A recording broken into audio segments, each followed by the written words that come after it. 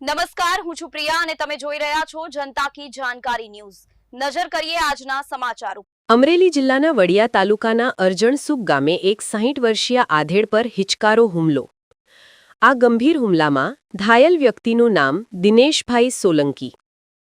મળતી માહિતી મુજબ ગોંડલથી આવેલ દિનેશભાઈ સોલંકી પર બગસરાના સાપર સુડાવડ ગામના શખ્સોએ હુમલો કર્યો હતો।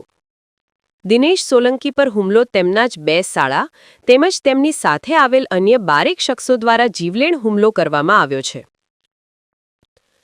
હુમલોખોરોએ દિનેશભાઈનો એક પગ કાપી નાખ્યો હતો અને બીજા પગ પર ગંભીર પ્રકારની ઈજાઓ પહોંચાડી હતી। માથામાં પગમાં ઈજા પહોંચાડવામાં આવી છે। હુમલાખોરો દ્વારા જીવલેણ હુમલો કર્યા બાદ ઇકો ગાડી ફરાર થયેલા।